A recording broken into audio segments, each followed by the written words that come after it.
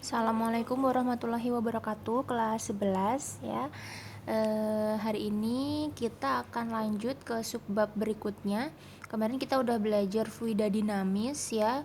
Kita udah belajar apa itu debit, kita udah belajar persamaan kontinuitas, terus juga sudah belajar tentang yang hukum Bernoulli ya, atau asas Bernoulli yang kemarin itu. Nah, sekarang kita lanjut, silahkan dibuka buku paketnya halaman berapa nih? 64 ya, halaman 64. Kita lanjut ke yang subbab ini, penerapan hukum Bernoulli. Ya, kalau kemarin itu kita udah belajar yang tentang pipa yang di posisi 1 misalkan di bawah, terus lama-lama makin ke atas ada posisi 2. Nah, sekarang ini penerapannya ada lebih dari itu gitu ya, macam-macam gitu. Nah, yang pertama adalah tentang gaya angkat pesawat ya. Gaya angkat pesawat itu maksudnya gimana ya? Kita belajar tentang apa sih yang bisa menyebabkan pesawat terbang itu bisa mengudara kayak gitu. Nah, ini adalah ilustrasi ya, ilustrasi bentuk badan pesawat seperti itu. Misalkan yang ini bagian atas kita lambangkan sebagai A gitu ya, A atas gitu. Yang bawah itu berarti B atau bawah gitu.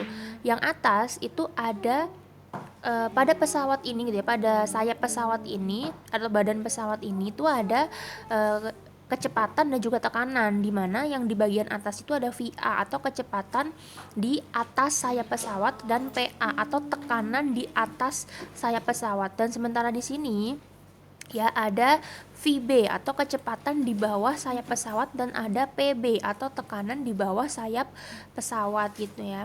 Nah, gimana sih caranya supaya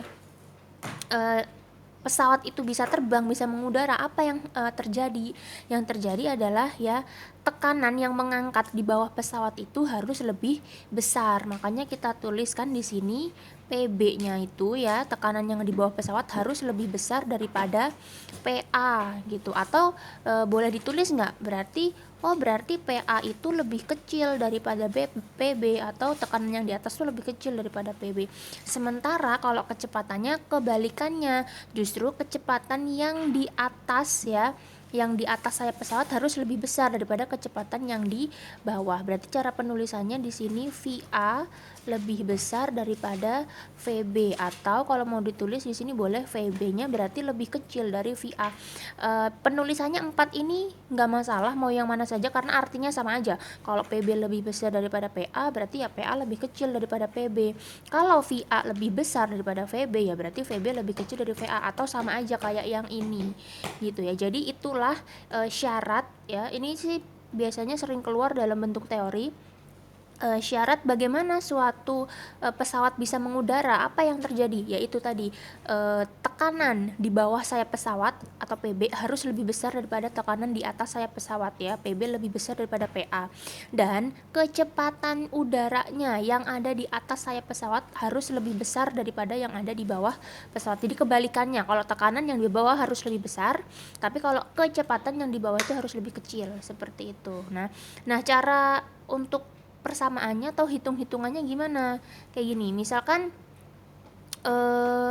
ada pertanyaan gitu ya, suatu pesawat dengan lebar sayapnya berapa kayak gitu, terus luas penampangnya berapa gitu. Misalkan ditanya dengan massa jenis udara sekian kayak gitu ya, dengan kecepatan di atas sayap dan di bawah sayap pesawat itu diketahui. Kalau ditanya berapa besar gaya angkat sayap pesawat tersebut, maka kita langsung pakai rumus yang ini, yang dikotakin, langsung ini aja. Yang dimaksud gaya angkat pesawat tuh yang mana? Yang ini. Cara penulisannya emang F1 min F2 itu sudah gaya angkatnya ya. Nih, di sini ada keterangannya ya. F1 min F2 itu adalah gaya angkat sayapnya. Jadi kalau ditanya gaya angkat sayap pesawatnya apa? Ya ini F1 F2. Rumusnya yang mana? Yang ini. Setengah kali rho kali A dalam kurung VA dikuadratkan dulu, baru dikurang VB dikuadratkan. Ya. Dimana ini setengah itu konstanta, rho-nya adalah massa jenis udara, karena kan pesawat ini kan terbangnya di udara gitu kan. Terus ini dikali A di sini adalah luas penampang sayap pesawat ya dalam meter persegi. Berarti kalau misalkan masih dalam sentimeter persegi harus diubah dulu. Kemudian di sini dalam kurung ya VA kuadrat, yaitu VA kecepatan aliran udara pada bagian atas pesawat di sini, di mana nilainya pasti lebih besar ya. Jadi kalau misalkan diketahui ada dua kecepatannya, menentukan mana yang VA mana yang VB, sudah pasti yang lebih besar itu yang VA gitu ya. Kemudian dikurang VB. VB adalah kecepatan aliran udara pada bagian bawah pesawat yang di sini. Satuannya meter per sekon ya. Jadi harus dalam SI seperti itu. Nah, itu penerapan hukum Bernoulli ya. Yang pertama yaitu gaya angkat sayap pesawat. Nah, berikutnya di sini ada pipa Venturi. Ada dua ya di sini, yang A tanpa manometer, kemudian di situ ini yang B yaitu dengan manometer, atau bahasa lainnya kalau misalkan takut bingung, pipa Venturi tanpa manometer, atau dalam kurung ini manometernya terbuka. Jadi ini kebuka nih, ini kan gak ada tutupnya gitu. Jadi ini misalkan ada pipa, ini ada pipa ke atas terus nyambung lagi pipanya gitu ya. Berarti kan di sini area 1 ada luas penampang 1, fluidanya masuk nih dengan kecepatan V1. Ntar di sini dia punya ketinggian ya. Kemudian di sini juga mengecil, di sini areanya berarti luas penampang yang kedua mengalir juga dengan kecepatan V2. Di sini juga ada ketinggiannya ya. Jadi di sini kan ada selisih ketinggian ya. Ini kan biasanya kalau kayak gini kita tarik garis lurus gitu kan, maka ketinggiannya yang mana? Yang ini. Ya, nah rumusnya yang mana? Rumusnya adalah yang ini. Pakai persamaan kontinuitas kan, A1 V1 sama dengan A2 V2 ya. Biasanya akan ditanya nih V1-nya atau tadi kecepatan. Nah, ini kan ada A1 V1 A2 V2, terus di sini ada tingginya. Yang ditanya ternyata V1-nya ya. Berarti V1 di situ adalah 2GH ya. G-nya percepatan gravitasi nilainya 10, H-nya tadi yang ketinggian tadi, per A1 kuadrat dikurang A2 kuadrat, A1 kuadrat dibagi A2 kuadrat dikurang 1. A-nya ini adalah tadi luas penampang pipanya ya, dikuadratkan dulu ya masing-masing, baru dibagi, baru dikurangin 1. Ya, ini H-nya perbedaan tinggi fluida, A1 dan A2 luas penampang, V1 dan V2 adalah aliran kecepatan aliran fluida pada penampang A1 dan A2. Nah, berikutnya ada pipa Venturi dengan manometer, atau bahasanya ini boleh ditulis manometer yang tertutup. Ya, jadi kan sama nih bentuknya, cuman bedanya kalau tadi tuh di atas kan ya pipanya, manometernya gitu, makanya terbuka. Di sini di bawah kan ini ketutup nih, kan ketutup, makanya ini di bawah. Sama di sini area 1 luas penampang 1 mengalir dengan kecepatan V1, kemudian mengecil pipanya di sini, berarti luas penampang A2 dan mengalir dengan V2 kayak gitu. Berarti kan di sini kan isinya kosong nih, ini udara kan. Di sini ada airnya, bukan air, fluidanya, cairannya, entah apapun itu gitu ya. Nah, misalkan ditanya kecepatan aliran V1-nya gitu ya, maka akar dari 2GH dalam kurung rho 2 dikurang rho 1, berarti rho 2 ini massa jenis fluidanya yang di sini ya, ini yang kedua gitu, dikurang rho 1 massa jenis si udaranya. Udara berarti yang pertama gitu ya, per rho 1 lagi ya, berarti massa jenis udara dikali A1 kuadrat per A2 kuadrat dikurang 1. A-nya ini adalah luas penampang yang ini kayak gitu ya. Oke, nah berikutnya yaitu ada alat penyemprot nyamuk ya. Alat penyemprot nyamuk yang masih jadul tuh, yang apa tuh, baygon kayak gitu-gitu ya, yang dibentuk itu yang panjang gitu kan, panjang, terus ini kayak ada tabungnya di ujungnya sini tuh, ada kayak penampungan cairannya, terus nanti dia nyemprotnya lewat ke sini gitu. Kalau mungkin kalian dulu pernah lihat ya, punya orang tua kalian mungkin, dan di sini tuh ada kayak pompanya, nanti bisa kita tekan atau bisa kita tarik kayak gitu, bentuknya kurang lebih kayak gini. Misalkan yang bagian buat keluarnya cairan di sini tuh bagian A, kemudian bagian yang untuk kita tekan atau kita tarik itu bagian B, maka syarat supaya dia memenuhi hukum Bernoulli, berarti di posisi yang A, yaitu kecepatan di A harus lebih besar daripada kecepatan di B. Supaya apa? Supaya dia bisa keluar nih cairannya, kan nanti kan keluar cairannya gitu. Dan kebalikannya ya, tekanan di A di sini harus lebih besar daripada tekanan di B. Jadi tekanan yang di B harus lebih besar nih, tekanan yang di B harus lebih besar. Supaya apa? Kan ini mendorong keluar supaya cairannya keluar, sehingga kecepatan di A itu lebih besar kayak gitu. Jadi ini ya, ini rada mirip sama yang gaya angkat pesawat tadi gitu ya. Jadi tekanan di bagian B ya yang kita tekan harus lebih besar supaya kecepatan di A justru besar gitu. Jadi boleh penulisannya itu PB lebih besar daripada PA, atau kan sama aja ya, PA ya ini A lebih kecil daripada PB, dan kebalikannya VA yang di sini harus lebih besar daripada VB, atau kebalikannya VB lebih kecil daripada VA kayak gitu. Nah, dari kasus ini kita bisa tahu bisa menyebabkan cairan akan terisap pada di sini ya ke A gitu, lalu disemprotkan keluar kayak gitu. Itu mekanisme cara kerja alat penyemprot nyamuk. Nah, berikutnya oke lanjut. Berikutnya adalah tabung pitot ya. Tabung pitot bedanya apa sama pipa Venturi tadi? Kalau pipa Venturi kan tadi pipanya ini mengecil gitu ya bentuk ukuran pipanya. Kalau ini enggak, ini lurus lempeng aja gitu. Di sini dia cairannya mengalir dengan kecepatan V1, kemudian di sini ini kan udara ya di sini. Kemudian di sini tuh cair fluida gitu ya, suatu fluida. Di sini punya ketinggian, dan ketika di sini karena ini ada pipanya ya, yang di sini di dalam dia mengalir dengan kecepatan V2 tapi 0 diam gitu karena buntu di sini ya. Nah, tabung pitot ini bisa digunakan untuk mengukur kecepatan aliran fluida ya, dimana rumusnya V1 atau kecepatan di area 1 ini akar dari 2 kali G kali H gitu ya cara gampangnya, terus baru dikali rho R per rho U gitu. Ini boleh kalian tulis menjadi V sama dengan akar 2GH gitu ya. Terus di sini baru rho R per rho U. Artinya apa? 2GH biar gampang gitu. 2GH kan G-nya percepatan gravitasi, H-nya itu tadi nih ketinggian yang ini. Dikali rho R per rho U. Rho R-nya apa? Yaitu massa jenis cairan ini, raksa gitu kan isinya ya, per rho U atau massa jenis udara gitu ya. Satuannya harus dalam SI semua. Jadi kalau belum harus diubah gitu ya.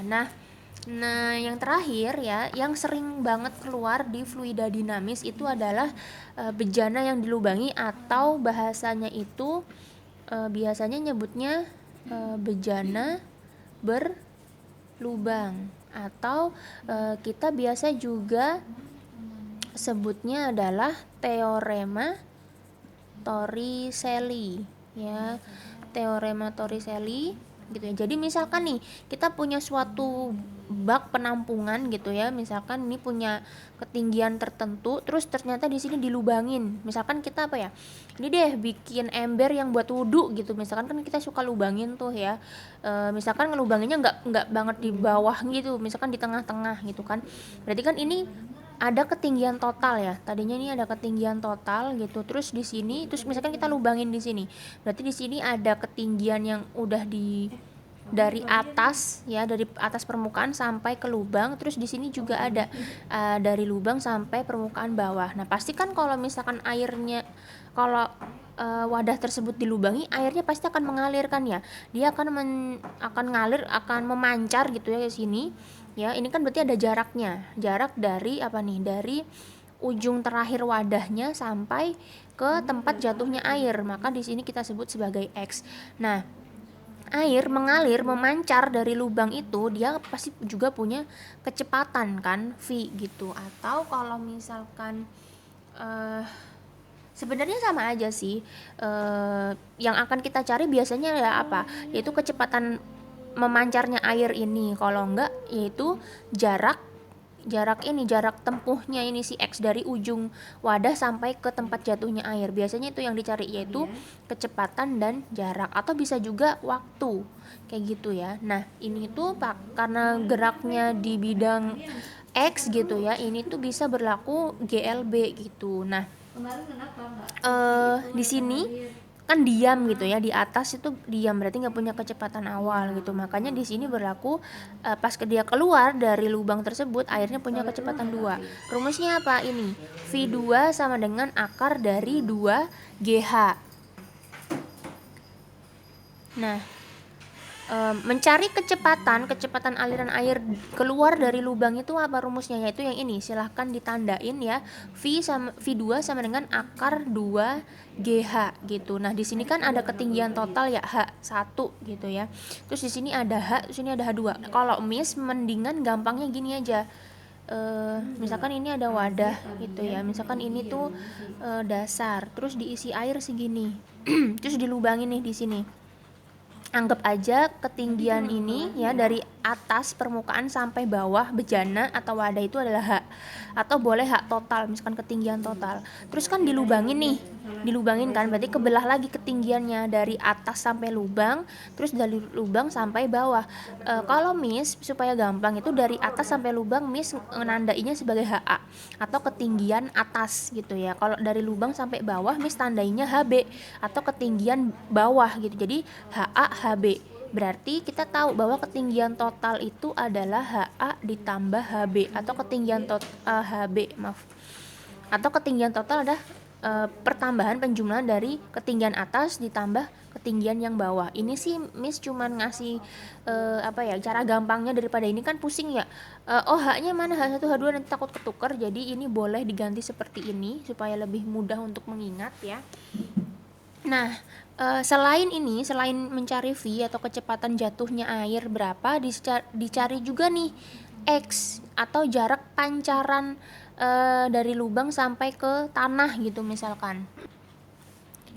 Nah, tadi kan sudah ini ya, misalkan ini wadah, terus ini adalah ketinggian total HT, dari lubang sampai atas itu HA atau ketinggian atas gitu ya, terus dari lubang ke bawah itu HB atau ketinggian bawah. Nah, ini V2 sama dengan akar 2 GH, H-nya itu pakai yang mana? Kalau kalian pakai gambar yang ini gitu ya, karena dia misalnya H yang mana? H kan yang di sini ya. Berarti kan kalau disamain sama gambar ini H apa? H atas kan. Berarti boleh nih rumusnya diubah jadi V sama dengan ya, V yang kesini kan mengalir keluar nih, memancar keluar gitu kan, airnya memancar. Nanti di sini tuh adalah X atau jarak ya. Nah, di sini kan dia keluar dengan kecepatan V. V-nya itu adalah akar dari 2G dikali H. H yang mana? H yang atas di sini, HA gitu. HA sama sebenarnya kayak ini kan 2G. H-nya mana? Yang bagian sini. Berarti kalau diubah gambarnya jadi kayak gini, V sama dengan 2 akar dari 2G HA, pakainya H yang atas. Jadi kalau misalkan diketahui ketinggiannya yang mana, butuhnya yang mana, kita harus teliti ya. Ini ya, akar 2G HA gitu tuh kalau nyari V-nya atau kecepatannya gitu ya. Nah, kalau mencari jarak ini yang X ini ya, ini kan udah dikasih tahu sebenarnya ya. X-nya itu adalah pakai GLB. Kita tahu bahwa di GLB itu S sama dengan V dikali T. Maka di sini diubah jadi S-nya itu X, V-nya itu adalah V2 atau yang di sini ya, kecepatan air yang keluar dari lubang ya dikali T. T adalah waktu yang dibutuhkan dari pertama kali keluar sampai pertama kali jatuh di air. Gitu ya. Berarti boleh pakai ini X sama dengan V2 dikali T, atau boleh juga pakai, silahkan ini nanti ditambahin di bukunya ya, X sama dengan 2 kali akar H atas kali H bawah ya. X atau jarak ini, jarak tempat meluncurnya air adalah sama dengan 2 dikali akar dari HA atau ketinggian atas dikali HB atau ketinggian bawah, kayak gitu ya. Ini boleh silahkan ditambahkan ini supaya lebih gampang, atau mau pakai rumus yang ini nggak masalah ya, boleh pakai rumus yang ini. Berarti akar 2 rho R GH, rho R nya adalah massa jenis si fluidanya, kayak gitu. Selain dapat V, selain dapat X, kan ini ada variabel apa? T ya. T itu adalah waktu yang dibutuhkan air untuk pertama kali memancar sampai pertama kali menyentuh tanah. Itu rumusnya apa? Yaitu dari gerak jatuh bebas didapatkan ya, rumusnya itu adalah dari yang H sama dengan setengah GT kuadrat gitu ya. Nah, ini dari sini nih, dari gerak jatuh bebas dari sini, kalau misalkan kita mau dapat T-nya berarti kan dikali silang gitu ya. Berarti kan 2 dari H2 sama dengan GT kuadrat. Sehingga kalau mau dapat T berarti 2 kali H2 per G ya, karena di sini kan kuadrat nih. Kuadrat berarti kan ini kuadrat, sehingga ketika mau dicari T-nya kan berubah jadi akar dari 2H per G gitu. Nah, kalau di sini H2 tuh siapa? H2 adalah H yang bawah sini, ya kan? Kalau gambarnya sesuai kayak gini berarti boleh ini 2HB atau ketinggian yang bawah. Kayak gitu. Boleh ditambahkan di buku catatannya. Oh ya, jangan lupa seperti biasa dicatat di buku catatan ya, disalin ya, untuk yang penting-penting gitu, dan untuk contoh soalnya juga nanti silahkan dicatat. Nah, ini ada yang Miss kotak-kotakin ini ya, ini tuh penting banget untuk kasus ini, bejana berlubang atau teorema Torricelli ini. Yang pertama adalah ini ketinggian total ya, yang ini atau yang ini sama aja adalah HA tambah HB atau ketinggian atas tambah ketinggian bawah. Kemudian mencari kecepatan air mengalir, V sama dengan akar 2 GHA, pakainya HA, H yang atas ya. Kemudian mencari X itu yang ini tempat jatuhnya air, yaitu X sama dengan 2 akar HA kali HB, HA nya itu H atas, HB nya H bawah.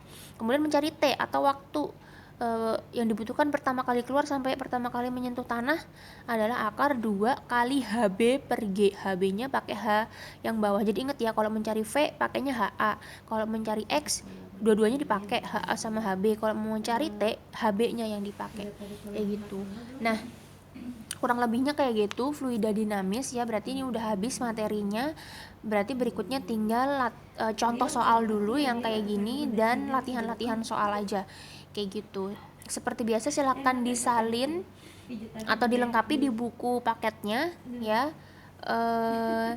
Silakan diulang-ulang lagi videonya. Kalau memang belum paham nggak apa-apa, silakan ditanyakan ke Miss baik di grup maupun japri ya. Nah, untuk hari ini kalian silakan perdalami ini dulu. Untuk besok hari Selasa baru kita bahas untuk contoh soalnya. Oke?